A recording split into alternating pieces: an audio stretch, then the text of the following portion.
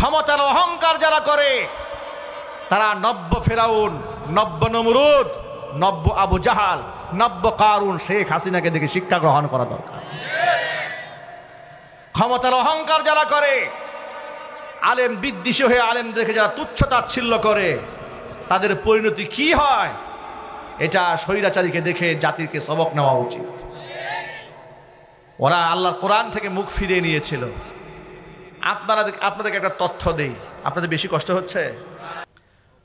প্রশাসনের লোকেরা আলেমদেরকে ধরে নিয়ে কি বলতো শোনেন, আমাকেও তো ধরেছে, আমিও জানি। এরা বলতো যত বদদোয়া দেওয়ার দেন, অসুবিধা নাই, কিন্তু মাইকে আমাদের বিরুদ্ধে কিছু বলেন। নাউজুবিল্লাহ বলবেন না ভাই?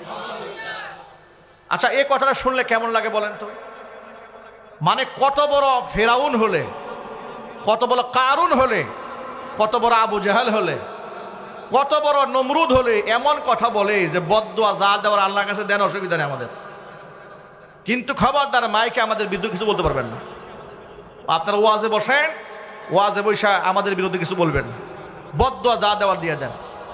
বদদোয়াটাকে, আল্লাহর ক্ষমতাকে, আল্লাহর শক্তিকে তুচ্ছ তাচ্ছিল্য মনে করেছিল। কথা বলতে হবে, ঠিক কিনা বলেন? আল্লাহ পাক কোথা থেকে কি ঘটাই দিলেন। আহারে, ওরা তো চিন্তাও করতে পারে না। ওরা চিন্তা করে দেখে এসএসএফ আমার, ঠিক না? বিজিবি আমার, র্যাব আমার, এনএসআই আমার, ডিজিএফআই আমার, পুলিশ আমার, সেনাবাহিনী আমার, এরপর মোদি আমার, ঠিক না? স্বামী স্ত্রীর সম্পর্ক আমাদেরকে টেক্কা দেবে এত সহজ কারণ না। আল্লাহ পাক এতগুলা পৃষ্ঠা কেমনে উল্টায় দিলেন? আল্লাহু আকবার বলেন। সব ক্ষমতার মালিককে, চিৎকার দিয়ে বলুন মালিককে। আল্লাহ পাক দেখিয়ে দিয়েছেন আমাদেরকে। আমাকে যখন ধরেছিল 2018-তে, লোকেরা বলতো হুজুর, যারা আপনার হাতে হ্যান্ডকাপ পরাতে এসেছে, আল্লাহ পাক কি ওদের হাতটারে অকেজু করে দিতে পারলো না? শুধু কি হ্যান্ডকাপ লাগিয়েছে, হ্যান্ডকাপ লাগাবার পরে ওর মধ্যে গরু রশি বাঁধছিল, মোটা রশি।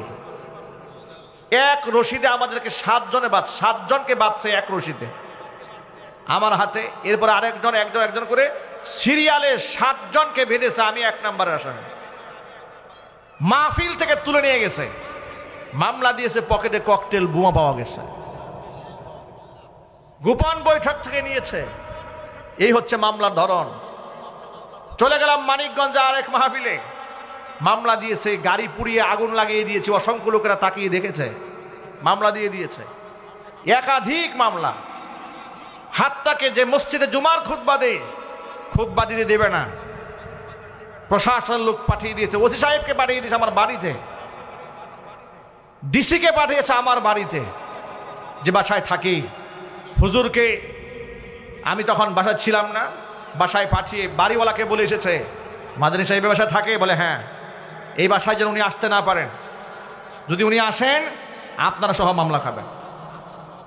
মসজিদে গিয়ে দেখে জুমার দিন পুরা মসজিদ ঘেরাও দিয়েছে।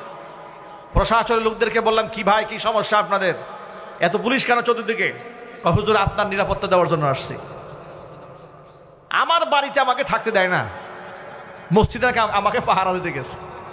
আমি বললাম, আপনাদের পাহারাদেরকে আমি চেয়েছি, নিরাপত্তা আমি চেয়েছি। বলে না, ঊর্ধ্বতন কর্মকর্তার নির্দেশ, আপনাদের এখানে ঝামেলা হওয়ার সম্ভাবনা আছে, আপনাদের নিরাপত্তা দেওয়ার জন্য এসেছি। এই শেষ জুমা, পরে আর আমাকে পরে দেয় নাই। আমি বললাম, আচ্ছা ঠিক আছে, এত লম্বা সময় জুমার খুতবা দিয়েছি কেন্দ্রীয় মসজিদে, অন্ততপক্ষে আমাকে বিদায় নেওয়ার সুযোগ দেন। বলে না, বিদায় নিতে দেওয়া হবে না, বিদায় নিতে গেলে আপনার ভক্তরা ঝামেলা করবে। কথা বুঝতে পেরেছেন? আপনি যেতে পারবেন না। আমাদেরকে লাস্ট খুতবা দেওয়ার সুযোগ দেয়নি, বিদায় নেওয়ার সুযোগ দেয় নাই। আল্লাহ দেখেন নাই? কি বলেন আপনার? আল্লাহ দেখেন না এগুলো? আল্লাহ পাক সব দেখেছেন, আল্লাহ সব দেখেছেন। 16 বছর স্বৈরাচার এই দেশে শোষণ করেছে, চুরি করেছে, দেশের টাকা বিদেশে পাচার করেছে। মাদার অফ হিউম্যানিটি না, এটা হচ্ছে মাদার অফ মাফিয়া। কথা বলতে হবে, ঠিক কিনা বলেন? এই মাদার অফ মাফিয়া বিদায় লগ্নে জাতির উদ্দেশ্যে ভাষণ দিতে চেয়েছিল। সেনা অফিসার তাকে বলেছে সময় ৪৫ মিনিট, ভাষণ দিবেন না গাঠটি বুসকা গুল করবেন, সিদ্ধান্ত আপনার। ভাষণ দেওয়ার সুযোগ হয় না, চোরের মতো পালিয়ে যেতে বাধ্য হয়েছে। এটা ১৫০০ বছর আগে নবী করিম সাল্লাল্লাহু আলাইহি ওয়াসাল্লামের ভবিষ্যৎবাণী আছে। আল্লাহর হাবিব বলেছেন কুন আলিমান, নিজে আলেম হও, আও মুতাআল্লিমান, অথবা আলেমের ছাত্র হয়ে যাও, আও মুস্তামিআন, আলেমের শ্রোতা হও, আও মুহিব্বান, আলেমদেরকে ভালোবাসো। ৪টা। ওয়ালা তাকুনিল খামিস, ৫ নাম্বার হয়েও না, ধ্বংস হয়ে যাবে। খবরদার আলেম বিদ্বেষী হয়ে যাও না, ধ্বংস হয়ে যাবে। ও আলেম বিদ্বেষী হয়েছে, আলেমদেরকে সহ্য হয় নাই। শুধুমাত্র ২০২১ সালে নরেন্দ্র মোদীকে আশাকে কেন্দ্র করে আলেমরা প্রতিবাদ জানিয়েছিল। এই অপরাধে ২৬০০ আলেমের নামে মিথ্যা মামলা দিয়ে জেলখানায় ঢুকিয়ে দিয়েছিল। এত বড় আলেম বিদ্বেষী, আবার সকালবেলায় ফেসবুকে ছবি ছাড়তো, তাহাজ্জুদের নামাজ পড়তেছে। জাতীয় সংসদে বলতো ঘুম থেকে উঠে সবার আগে যায় নামাজ তালাশ করি, কোরআন শরীফ দিয়ে দিন শুরু করি। রাতের বেলায় মনে হয় আল্লাহকে ডেকে ডেকে বলতো, আল্লাহ কালকে যেন ৫০টা আলেম মারতে পারি। ঠিক কিনা বলেন? এই দোয়া ছাড়া তো তার কাছে অন্য দোয়া আমরা আশা করি না। বাস্তবতা সে তাই করেছে। সে বিদায় নিতে চেয়েছে, বিদায় নিতে পারে নাই, চোরের মতো জুতার মালা গলায় দিয়ে দেশ থেকে পালিয়েছে। মনে রাখবেন, এই দেশে ইসলাম থাকবে, আলেমরা থাকবে, কোনো স্বৈরাচার এই দেশে থাকতে পারবে না। এদেশের মুসলমানেরা রক্ত দিতে শিখেছে, এদেশের তরুণ প্রজন্মের লোকেরা চোখে চোখ রেখে কথা বলতে শিখেছে। ইনশাআল্লাহ আগামীর বাংলাদেশ কোরআনের বাংলাদেশ হয়ে যাবে। রাজি আছেন কারা কারা? দুহাত দেখতে চাই।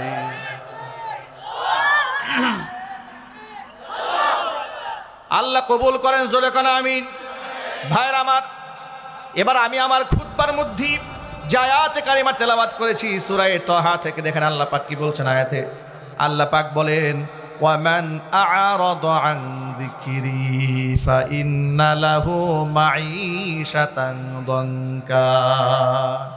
আমার কোরআন থেকে যদি কেউ মুখ ফিরায় নাই, দুনিয়ার শাস্তি তাকে যেটা আমি দিব সেটা হচ্ছে দুনিয়ার জীবনটা আমি তার জন্য সংকীর্ণ বানায় দেব। দুইয়িকাতিল আরদু বিমা রাহুবাত, পৃথিবী প্রশস্ত হওয়ার পরেও এদের জন্য দুনিয়া আমি সংকীর্ণ বানায় দেব। বাস্তব প্রমাণ আছে না নাই? আরো জোরে বলেন, আছে না নাই? যাকে বলা হতো মাদার অফ ডেমোক্রেসি দাবি করত, যে মাদার অফ হিউম্যানিটি, মানবতার মা দাবি করত, সে আসলে তো মানবতার মা না, সে হচ্ছে মানবতাকে ধ্বংস করার জননী। কথা বলেন ঠিক কিনা? অবস্থা এমন হয়েছে, এত গাড়ি, এত বাড়ি, এত ক্ষমতা, এত কিছু থাকার পরেও পৃথিবীর কোনো মাটি তাকে নিতে চায় না। সে আমেরিকা যেতে চায়, আমেরিকা তাকে গ্রহণ করে না। ব্রিটেন যেতে চায়, ব্রিটেনের ভিসা নাই। সৌদি আরব যেতে চায়, তার ভিসা নাই। পৃথিবীর কোনো দেশে কোনো মাটি তাকে নিতে চায় না। দুবাই যেতে চায়, দুবাই তাকে নিতে চায় না। সর্বশেষ হিন্দুস্থানের নরেন্দ্র মোদীর কোলে বসে একেবারে কোন গুহার মধ্যে লুকায় আছে, শয়তান ছাড়া কেউ জানে না। ঠিক কিনা বলেন? এটা হচ্ছে দুনিয়ার সাজা। মান আ'রাদা আন যিকরি ফাইন্না লাহু মাঈশাতান দানকা, তার জিন্দেগিটা আল্লাহ সংকীর্ণ বানায় দেবে। এবার শোনেন পরকালে অবস্থা কি হবে। ওয়া নাহশুরুহু ইয়াউমাল কিয়ামাতি আ'মা, কিয়ামতে আল্লাহ অন্ধ বানায়া এই সমস্ত ব্যক্তিদেরকে উঠাবেন যারা কোরআন থেকে মুখ ফিরিয়ে নিয়েছে। ওরা আল্লাহকে ডেকে বলবে, ক্বালা রাব্বি লিমা হাশারাতানি আ'মা, আল্লাহ তুমি কেন অন্ধ বানিয়ে আমাকে উঠালে? ওয়া ক্বাদ কুনতু বাসীরা, আমি তো দৃষ্টি সম্পন্ন ছিলাম, আমি তো অন্ধ ছিলাম না। আল্লাহ পাক তখন ডেকে বলবেন, ক্বালা কাযালিকা আতাতকা আয়াতুনা ফানাসিতাহা ওয়া কাযালিকাল ইয়াউমা তুনসা। এভাবে আমার আয়াতগুলো তোমার কাছে এসেছিল। ফানাসিতাহা, তুমি আমার আয়াতগুলোকে ভুলে গিয়েছিলে। তুমি যেভাবে আমার আয়াতগুলোকে ভুলে গিয়েছিলে, আজকে তোমাকেও ঠিক সেইভাবেই ভুলে যাওয়া হচ্ছে। জোরে কোন নাউজুবিল্লাহ। আমার প্রিয় ভাইরা, এক বাক্যে জবাব দেন, আল্লাহ যদি মুখ ফিরিয়ে নেন, মুক্তির আর কোনো রাস্তা আছে? জোরে বলেন। আলেমরা মুখ ফিরায় নিলেও রাস্তা আছে, সাহাবীরা মুখ ফিরায় নিলেও রাস্তা আছে, হাত্তাকি মুহাম্মদ সাল্লাল্লাহু আলাইহি ওয়াসাল্লাম যদি মুখ ফিরায় নেন, রাস্তা আছে, আল্লাহ যদি মুখ ফিরায় নেন আর উপায় থাকবে না। একটা ছোট্ট ঘটনা বললে সহজে বিষয়টা বুঝতে পারবেন। নবী করিম সাল্লাল্লাহু আলাইহি ওয়াসাল্লাম মদিনার সাহাবীদের মধ্যে একে অপরকে ভাই ভাই বানিয়ে দিয়েছিলেন। আনসারী একজন সাহাবীর সাথে সাকিফ গোত্রের এক সাকাফিয়ানের সাথে বন্ধুত্ব বানিয়ে দিয়েছিলেন। আনসারী সাহাবীকে বাড়িতে রেখে ওই সাকাফিয়ান সাহাবীকে আল্লাহর নবী জিহাদের ময়দানে নিয়ে গেলেন। আনসারী সাহাবীকে বাড়িতে রেখে গেলেন যাতে বাড়ি ঘরের বাজার টাজার করে দিতে পারে। এবার আনসারী সাহাবী বাজার করে সাকাফির স্ত্রীর কাছে বাজার দিতে তার বাড়ি গেছে, গিয়ে দেখে তার স্ত্রী গোসল করে কাপড় টাপড় নাড়তেছে, চুলগুলা বাহির থেকে দেখা যাচ্ছে। নারীদেরকে যতগুলা গুণে পুরুষকে আকৃষ্ট করে, পুরুষকে নারীদের যতগুলা সৌন্দর্যতা আকৃষ্ট করে, এর মধ্যে চুল কিন্তু মারাত্মক জিনিস, ঠিক কিনা বলেন? তো ওই নারীর চুল তাকে আকৃষ্ট করেছে। এই আনসারী সাহাবী শয়তানের ধোকায় পড়েছে, নারীর একদম কাছে চলে গেছে, হাত স্পর্শ করে ফাকাব্বালা, চুমা একটা দিয়ে ফেলেছে হাতের মধ্যে। এমন সময় এই নারী বলেছে, তুমি তোমার ভাইয়ের আমানতের খেয়ানত করলে, তোমার উচিত ছিল তার আমানতকে রক্ষা করা, তুমি খেয়ানত করেছ। সে এমনভাবে লজ্জিত হলো, ঘর থেকে বের হয়েছে, পাহাড়ের চূড়ায় গিয়ে পাগলের মতো চিৎকার করে কান্না শুরু করেছে। এদিক থেকে নবী করিম সাল্লাল্লাহু আলাইহি ওয়াসাল্লাম জিহাদ থেকে ফিরে এলেন। এবার ওই সাকিফ সাহাবী তিনিও ফিরে এলেন, সাকাফিয়ান ফিরে এলেন। বাড়িতে এসে স্ত্রীর কাছ থেকে বিবরণ শুনতে পেলেন। শোনার পরে তিনি পাহাড়ের চূড়ায় গিয়ে দেখেন তার সেই ভাই এমনভাবে কান্না করতেছে, তার মায়া লেগেছে, তাকে হাত ধরে উঠিয়েছে, চলো, তুমি এত অনুশোচনায় ভুগতেছ, নিশ্চয়ই এর একটা বিহিত হবে, এর একটা ফয়সালা হবে। আবু বকর সিদ্দিক রাদিয়াল্লাহু তাআলা আনহুর কাছে গেলেন তারা। আবু বকরের কাছে ঘটনার বিবরণ খুলে বললেন। আবু বকর বললেন, তুমি তোমার ভাইয়ের খেয়ানত করেছ, তোমার কি মুআমালা হবে এটা আমার জানা নাই।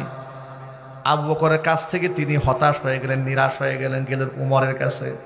হযরত উমরের কাছে বর্ণনা দেওয়ার পর উমর সব শুনলেন। শোনার পরে তিনিও বললেন, আল্লাহ রব্বুল আলামিন তোমার ভাইয়ের আমানতটা তোমার দায়িত্বে দিয়েছিলেন, কিন্তু তুমি খেয়ানত করেছ, তোমার কি ফয়সালা হবে আমার জানা নাই।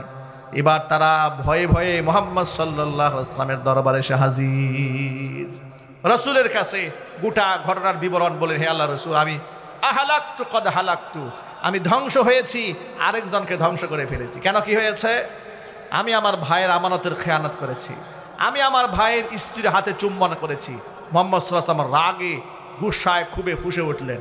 তিনি বললেন, তোমার ফয়সালা আমার হাতে নাই। এখন আবু বকরের কাছ থেকে তিনি নিরাশ হয়েছেন, ওমরের কাছ থেকে নিরাশ হয়েছেন, হাত্তাকি মুহাম্মদ সাল্লাল্লাহু আলাইহি ওয়াসাল্লামের কাছ থেকে তিনি নিরাশ হয়ে গেলেন। প্রিয় ভাইরা, তার যাওয়ার কি আর কোনো জায়গা আছে? আরো জোরে বলেন, আছে, যাওয়ার জায়গা আছে। তিনি আবার চলে গেলেন পাহাড়ের চূড়ায়, কেঁদে কেঁদে বলছে, রব্বুল আলামিন, আবু বকর আমাকে ফিরিয়ে দিয়েছে, ওমর আমাকে ফিরিয়ে দিয়েছি, হাত্তাকি তোমার হাবিব আমাকে ফিরিয়ে দিয়েছে, আমার যাওয়ার আর কোনো জায়গা নাই, তুমি ছাড়া আমার আর কেউ নাই। আল্লাহ তুমি আমাকে মাফ করে দাও, আমি গুনাহ করেছি, জীবনে আর কোনোদিন গুনাহ করব না। আল্লাহর কাছে তার চোখের পানি এমন ভাবে কবুল হয়ে গেল। আল্লাহ পাক কোরআন মাজিদের সূরা আলে ইমরানের আয়াত নাজিল করে হুজুরকে জানিয়ে দিলেন, জিবরাইল যা আমার দোস্তের কাছে গিয়ে জানায় দে, ওয়াল্লাযীনা ইযা ফাআলু ফাহিশাতান আও যালামু আনফুসাহুম যাকারুল্লাহা ফাস্তাগফারু লিযুনুবিহিম ওয়া মান ইয়াগফিরুয যুনুবা ইল্লাল্লাহ ওয়া লাম ইউসিররু আলা মা ফাআলু ওয়া হুম ইয়ালামুন উলাইকা জাযাউহুম মাগফিরাতুম মির রাব্বিহিম ওয়া জান্নাতুন তাজরি মিন তাহতিহাল আনহারু খালিদিনা ফিহা ওয়া নি'মা আজরুল আমিলিন। আল্লাহ পাক বললেন, ওয়াল্লাযীনা ইযা ফাআলু ফাহিশাতান, তাদের কেউ যদি কোনো অন্যায় কাজ করে ফেলে, গুনার কাজ করে ফেলে, আও যালামু আনফুসাহুম, অথবা নিজের উপর তারা জুলুম করে অন্য কোনো গুনাহ করে, হয়তো ব্যভিচার করে অথবা ব্যভিচার ছাড়া অন্য গুনাহ করে, চুরি ডাকাতি মিথ্যা কথা যাই করুক না কেন, যাকারুল্লাহ, যখন আমার কথা স্মরণ হয়ে যায়, ফাস্তাগফারু লিযুনুবিহিম, তাদের গুনার জন্য তারা আমি আল্লাহর কাছে মাগফিরাত কামনা করে, ক্ষমা প্রার্থনা করে। আর ওমাইয়াগফিরুদ যুনুবা ইল্লাল্লাহ, ক্ষমা তো গুনাহ একমাত্র আমি ছাড়া কেউ করতে পারে না। আল্লাহ ছাড়া কি কেউ গুনাহ ক্ষমা করতে পারে? আরো জোরে বলেন, গুনাহ একমাত্র মাফ করার মালিক কে? এই জন্য আল্লাহর কাছে মাপ চাইতে হয়। কোনো কবরের কাছে গিয়া গুনাহ মাপ চাবেন, কথা ভালো করে শোনেন, কবরের সামনে গিয়া কবরে থাকা ব্যক্তির কাছে গুনাহ মাপ চাবেন না। আমি রেকর্ড দেখাতে পারবো, চট্টগ্রাম মাইজভান্ডারের দরবারে শরীফের সামনে গিয়া এক ভণ্ড আলেম নামক জালেম, জাহাঙ্গীরিয়া দরবারের পীর জাহাঙ্গীর, সে নিজে এসএসসি পরীক্ষার্থীদেরকে সাথে নিয়ে বলেছে যে বাবা তোমার কদমে আমাদের সালাম, তুমি এই যে বাচ্চারা পরীক্ষা দেবে এই পরীক্ষার্থীদেরকে ভুল ত্রুটি ক্ষমা করে এদেরকে কামিয়াব করে দিও। এদের ভুল ত্রুটি ক্ষমা করার কি মালিক কবরে যে শুয়ে আছে তার যোগ্যতা আছে? জোর আওয়াজে বলেন। এই ভণ্ডামির বিরুদ্ধে আমরা কথা বলি, এরা আমাদের বিরুদ্ধে কথা বলে আমরা নাকি আল্লাহর ওলিদের দুশমন। নাউজুবিল্লাহ, আল্লাহর কসম, আমরা কবরে শুয়ে থাকা, মাজারে শুয়ে থাকা আল্লাহর ওলিদের বিরুদ্ধে কথা বলি না। আল্লাহর ওলিদের ইন্তেকালের পরে যারা মাজার বানিয়ে ব্যবসা জমিয়েছে ওই সমস্ত ভণ্ডদের বিরুদ্ধে আমরা কথা বলি। কথা ঠিক কিনা যদি বলে? আল্লাহর ওলিদের সাথে কি আমাদের কোনো দুশ্মনী আছে? বরং আল্লাহর ওলিদের সাথে বিয়াদবি তো ওরা নিজেরা করে, প্রতিনিয়ত করছে, কুফর করছে, বেদাত করছে, শিরিক করছে। গুনাহ মাফ করার কথা, ভুল ত্রুটি বলতেছে বাবা তুমি এদের ভুল ত্রুটি ক্ষমা করে দিও। ভুল ত্রুটি ক্ষমা করার মালিক কি কবরের ব্যক্তি? মালিককে, মালিককে আল্লাহ বলেন ওমাইয়াগফিরুদ যুনুবা ইল্লাল্লাহ, আমি আল্লাহ ছাড়া কেউ গুনাহ ক্ষমা করতে পারে না। ওয়ালাম ইউসিররু আলা মা ফাআলু ওয়া হুম ইয়ালামুন, যে গুনাহ এরা করেছিল গুনার উপর অবিচল থাকে না, অটল থাকে না, এরকম ভাবে যারা কান্নাকাটি করে, উলাইকা জাযাউহুম মাগফিরাতুম মির রাব্বিহিম, এদের রব আমি আল্লাহর পক্ষ থেকে এদের জন্য রয়েছে ক্ষমা। এমন জান্নাত রয়েছে যে জান্নাতে চিরদিন থাকবে, জান্নাতের পাদদেশ দিয়ে প্রবাহিত হয় প্রস্রবণ। ভাইরা আমার, এই জন্য বলি কুল্লু বানি আদম খাত্তাউন ওয়া খায়রুল খাত্তাইনা তাওয়াবুন, একমাত্র নবী রাসূল ছাড়া প্রতিটা আদম সন্তানের ভুল হয়, ঠিক কিনা বলেন? আর ভুল করা ব্যক্তিদের মধ্যে শ্রেষ্ঠ তারা যারা তওবা করে আল্লাহর দিকে ফিরে আসে। ভুল করে ভুলের উপর অবিচল থাকে শয়তান, ভুল করে ভুলের উপর অবিচল কে থাকে? শয়তান থাকে। দেখুন মুসা আলাইহিস সালাতুস সালাম আল্লাহর সাথে কথোপকথন করতে তুর পাহাড়ে যাচ্ছেন, এমন সময় রাস্তায় শয়তান ইবলিসের সাথে দেখা। কার সাথে? ইবলিসের সাথে দেখা। ইবলিস বলল, ও আল্লাহর নবী মুসা, আপনি তো তুর পাহাড়ে যাচ্ছেন বলে, হ্যাঁ আল্লাহর সাথে আপনার কথা হবে, নিশ্চয়ই হবে। তা আপনি একটু বলেন তো আমার পক্ষ থেকে যে আমি তওবা করতে চাই, আমার কি তওবার দরজা খোলা আছে নাকি? কে তওবা করতে চায়? শয়তান। শয়তান তওবা করতে চাচ্ছে, তা আমার জন্য কি তওবার দরজা খোলা আছে নাকি? নবী মুসা কালিমুল্লাহ বলেন, ঠিক আছে, তুমি যেহেতু বলেছো আমি আল্লাহর কাছে বলবো। তো আল্লাহর সাথে কথোপকথন শেষ করে মুসা কালিমুল্লাহ বলেন, আল্লাহ আসার সময় শয়তানের সাথে দেখা হয়েছিল। আচ্ছা আল্লাহ জানে না এগুলা? একটু জোরে বলেন ভাই। আল্লাহ জানেন, সব আল্লাহ পাক দেখেন। আল্লাহু আকবার বলেন। আল্লাহ সব জানেন। ইন্নাল্লাহা লা ইয়াখফা আলাইহি শাইউন ফিল আরদি ওয়ালা ফিস সামা, আসমান জমিনে আল্লাহর কাছে কিছুই লুকায়িত থাকে না। মুসা কালিমুল্লাহ বলছেন, আল্লাহ শয়তানের সাথে আমার দেখা হয়েছিল, ও তোমার কাছে একটা আরজি পেশ করেছে, ও তওবা করতে চায়। আল্লাহ পাক বলেন, মুসা রে, ও তো তওবা করবে না। কেন? আল্লাহ সে তওবা করতে চায়, সে বলেছে তার জন্য তওবার দরজা খোলা আছে নাকি? যদি খোলা থাকে তো কেমনে তওবা করবে তুমি বলে দাও, আমি বলে দিচ্ছি। আল্লাহ বলুন, ঠিক আছে, তুমি এবার তাকে যাওয়ার সময় বলে যেও, সে যদি তওবা করতে চায় তার তওবার দরজা খোলা আছে। যে আদমকে সেজদা না করার কারণে তাকে আমি ধ্বংস করে দিয়েছি যুক্তিতর্কের কারণে, সে যেন আদমের কবরে গিয়ে সেজদা দেয়। আদমের কবরে সেজদা দিয়ে আমার কাছে যদি শয়তান মাফ চায় আমি ওরেও মাফ করে দেব। এবার নবী মুসা কালিমুল্লাহ নেমে এলেন। আবার প্রতিমধ্যে শয়তানের সাথে দেখা। শয়তান বলল, আল্লাহর নবী মুসা, আমার কথা কি মনে আছে নাকি আপনার? বলে, নিশ্চয় আছে। আমার আবেদনটা কি আপনি পেশ করেছিলেন আল্লাহর কাছে? জি, পেশ করেছিলাম। তো আল্লাহ কি বলেছে? আল্লাহ বলেছে, তোমার জন্য তওবার দরজা খোলা আছে, কন্ডিশন আছে। বললো, কি কন্ডিশন? কন্ডিশন হলো যে আদমকে সেজদা না করার কারণে তোমাকে আল্লাহ মালউন বানিয়ে দিয়েছে, ওই আদমের কবর গিয়ে সেজদা দিবে। সেজদা দিয়ে তুমি যদি আল্লাহর কাছে মাফ চাও, আল্লাহ তোমারও মাফ করে দিবেন। শয়তান বলে, জিন্দা আদম রে সেজদা দেই নাই, মরাটাকে গিয়ে সেজদা দেবো? এটা কোনো কথা হলো নাকি? জিন্দাটারে সেজদা দেন, এখন মরে গেছে। এরা সাথে আমার কি কোনো প্রেস্টিজ নাই? আমার কোনো মান সম্মান নাই? শয়তানের নাকি মান সম্মান আছে। দেখছেন, আমাদের দেশেও মানবরূপী শয়তানদের কিছু মান সম্মান আছে। কেমন দেখায়? ২৫০০ মানুষকে যারা গণ অভ্যুত্থানে খুন করেছে, ওই খুনিদের এক কুখ্যাত আসামি গ্রেফতার করা হয়েছে। নৌ পরিবহন মন্ত্রী হাতের মধ্যে হ্যান্ডকাপ পরে উঠাইছে। আদালতে তিনি বলেন, আমরা 5 বারের এমপি, আমাদের হাতে হ্যান্ডকাপ পরাইলে আমাদের ইজ্জত চলে যায়, আমরা বড় ইজ্জত আলী, আমাদের বিরাট সম্মান আছে, হ্যান্ডকাপ যেন আমাদেরকে না পরানো হয়। আমাদের তখন চিৎকার করে বলতে ইচ্ছা করে যে আলেমের ধুলার সমান যোগ্যতা এই মন্ত্রী এমপিদের নাই, তোমরা সে আলেমের কবরের মধ্যে রশি লাগিয়েছিলে। কথা বলেন না ভাই, ঠিক কিনা বলেন? একটা আলেমের জুতা বহন করার যোগ্যতা এই দেশের এমপি মন্ত্রীদের আছে? চিৎকার দিয়ে বলেন, আছে? এদের কি যোগ্যতা আছে? এরা তো বেফাক বোর্ডের যে নাম আছে, আল হাইআতুল উলিয়া লিল জামিআতিল কওমিয়া, এতটুকু উচ্চারণ করতে গিয়ে স্পিকার সহ সবগুলো এমপি মন্ত্রীর দাঁত ভেঙে গেছে। কথা ঠিক কিনা বলেন? এরা অহংবোধে জমিনের মধ্যে ওরা হাঁটে, আলেমদেরকে নিয়ে বিশুদ্ধার করে, মৌলবাদ বলে গালিগালাজ করে। যে আলেমদের পদচুম্বন করে, যে আলেমদের পা স্পর্শ করে, হাত স্পর্শ করে, হাত চুম্বন করে জাতি নিজেকে ধন্যমন্য মনে করে, ওই সমস্ত আলেমদেরকে তোমরা কোমরের মধ্যে রশি বাঁধাইছিলা, এগুলো আমরা ভুলে যাইনি। কথা বলেন ভাই, ঠিক কিনা বলেন?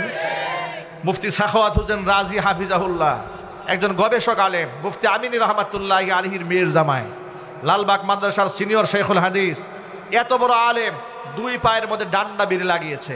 লোহার আংটার কারণে পা ছিলে রক্তাক্ত হয়ে গিয়েছে। বাবার জানাজা প্যারোলে মুক্তি পেয়ে পড়াতে এসছে, তখনও হাতের মধ্যে হ্যান্ডকাপ পরে পায়ের মধ্যে ডান্ডা বেড়ে পরে ছেড়ে দিয়েছে। এই সমস্ত জালেমদের ইতিহাস আমরা ভুলে যাই না, কথা বলতে হবে, ঠিক কিনা বলেন? ইবলিস শয়তানের যেরকম মান সম্মান, ওদের ওই রকম মান সম্মান। কথা ঠিক না ঠিক? আমি জুলাই আগস্টের বিপ্লবী সৈনিকদেরকে বলতে চাই, বাংলাদেশের উলামা তুলাবারা এখন এক হয়ে আছে।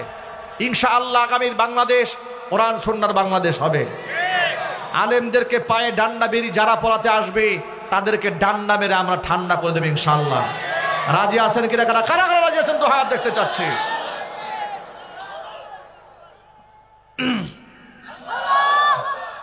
আল্লাহ আমাদের ঐক্যবদ্ধ থাকার তৌফিক দান করে, জোরে কোন আমিন।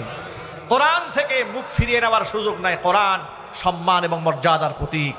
এই যে আজকে ছেলেরা মাথায় পাগড়ি পেয়েছে, এক একটা হীরার টুকরা হয়েছে, ডায়মন্ড হয়েছে, এদের সাথে তুলনা করা যায় এমন কিছু নাই। সুবহানাল্লাহ কোন? কেন?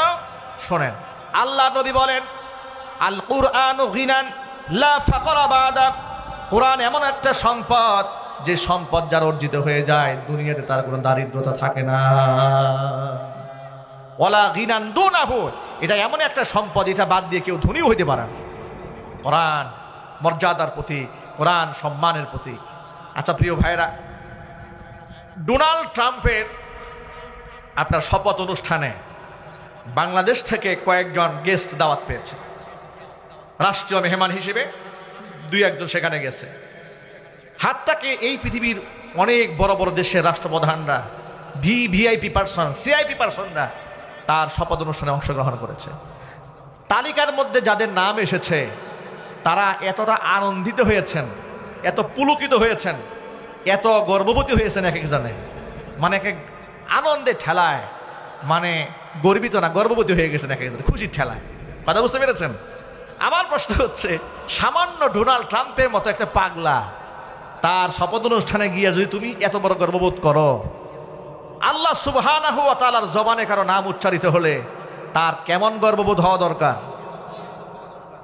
নবী করিম সাল্লাল্লাহু আলাইহি ওয়াসাল্লাম উবাই ইবনে কাব রাদিয়াল্লাহু তাআলা আনহুকে ডেকে বলেন, উবাই, আল্লাহ আমাকে হুকুম করেছে আমি যেন তোমাকে সূরা বাইয়িনা তেলাওয়াত করে শোনাই। উবাই ইবনে কাব এই কথা শুনে আবেগ আপ্লুত হয়ে পড়েছেন। তিনি বললেন, আওয়া সাম্মানি ইয়া রাসূলুল্লাহ, হে আল্লাহ রাসূল, আপনি যে বললেন আমাকে আল্লাহ কোরআন শোনাতে বলেছে, আল্লাহ কি আমার নামটা উচ্চারণ করেছে নাকি? সুবহানাল্লাহ বললেন না? তার আবেগের জায়গাটা কোথায়? আপনি যে বললেন আমাকে শোনাতে বলেছে, তো আল্লাহ কি আওয়া সাম্মানি আমার নাম বলেছে? হুজুর বলেন, হ্যাঁ, আল্লাহ তোমার নাম ধরে বলেছে, উবাইরে কোরআন শোনাও। উবাই ইবনে কাব রাদিয়াল্লাহু তাআলা আনহু আনন্দে অশ্রুসিক্ত হয়ে গেলেন, অঝর ধারায় কান্নায় ভেঙে পড়লেন। এত সম্মান আল্লাহ পাক তাকে দিয়েছেন, স্বয়ং আল্লাহ পাক তার পবিত্র জবানে তার নামটা উচ্চারণ করে ফেলেছেন। কেন এই সম্মান? একমাত্র কারণ তিনি কোরআনে কারিমের লেখক ছিলেন। এর মানে কোরআনের আয়াত যখন নাজিল হতো, ওহী যারা লিখে সংরক্ষণ করতেন তাদের মধ্যে অন্যতম একজন ব্যক্তি হচ্ছে এই উবাই ইবনে কাব। ইন্নাহু কানা মুআল্লিমাল কোরআন, তিনি কোরআনের শিক্ষক ছিলেন। মুসলিম সাহাবীদেরকে তিনি কোরআন শেখাতেন। আল্লাহর নবীর ইন্তেকালের পরে রাসূলের জায়নামাজে দাঁড়িয়ে সাহাবীদেরকে মুক্তাদি বানিয়ে খাতমে কোরআনের তারাবির নামাজ পড়িয়েছেন। চিৎকার দেখুন আল্লাহু আকবার। কোরআনের সম্মানে উবাই ইবনে কাবের নাম আল্লাহর জবানে উচ্চারিত হয়েছে। সুতরাং আমাদের ছেলেরা কোরআন পড়েছে। এই যে আজকে দেখুন, এদের মাথায় আমরা রুমাল পরিয়েছি, পাগড়ি পরিয়েছি। কিয়ামতে আল্লাহ তাআলা এদের বাবা মাকে জান্নাতে গাউন পরাবেন। আমাদের এই দুনিয়াতে অনার্স কমপ্লিট করলে, মাস্টার্স কমপ্লিট করলে, পিএইচডি ডিগ্রি অর্জন করলে বিশ্ববিদ্যালয় কর্তৃপক্ষ এদেরকে ব্ল্যাক কালারের গাউন পরায়। পৃথিবীর অন্য দেশে ভিন্ন কালারের গাউন পরায়, মাথার মধ্যে একটা ক্যাপ পরায়, সম্মানের প্রতীক। কিয়ামতে আল্লাহ তাআলা মান ক্বরাআল কোরআন ওয়া আমিলা বিহ, কোরআন যারা দুনিয়াতে পড়েছে, আমল যারা করেছে, এদের বাপ মাকে মাথার মধ্যে পরাবেন নূরের মুকুট। শুধু তাই নয়, ওয়া ইউকসা হুল্লাতাইন, এদেরকে জান্নাতের পোশাক পরাবেন। এমন পোশাক লা তাকুমু লাহুমা দুনিয়া, পৃথিবী বিক্রি করলে একটা পোশাকের দাম দেওয়া সম্ভব হবে না। এত দামি পোশাক এদের বাপ মাকে পরানো হবে। এরা অবাক বিস্ময়ে আল্লাহকে বলবে, আল্লাহ বিমা কাসাইটানা, আল্লাহ এমন কি আমল করলাম তুমি এত দামি পোশাক আমাদের পরিয়েছ? আল্লাহর পক্ষ থেকে তখন তাদের বলা হবে, ফায়ুকালু লাহুমা বিআখযি ওয়ালাদিকুমাল কুরআন, তোমাদের সন্তানরা কোরআন পড়েছিল বলে, হ্যাঁ তোমাদের সন্তানদের যে কোরআন পড়িয়েছিলে, কোরআন সন্তানরা পড়েছে, সন্তানদের কোরআন পড়ার সম্মানে আজকে তোমাদের এই সম্মানের গাউন পরিয়ে দেওয়া হলো। সেই গাউনটা আমাদের গায়ে আসুক, এটা কারা কারা চান? আল্লাহর কুদরতি ক্যামেরা রেকর্ড হচ্ছে। আল্লাহ আমাদেরকে সেই সৌভাগ্যবান ব্যক্তিদের কাতারে তুমি শামিল করে নাও। জোরে কোন আমিন। হাত নামান। আমাদের ঘরে ঘরে আল্লাহ 30 পারা কোরআনের হাফেজ উপহার দেন। জোরে কোন আমিন।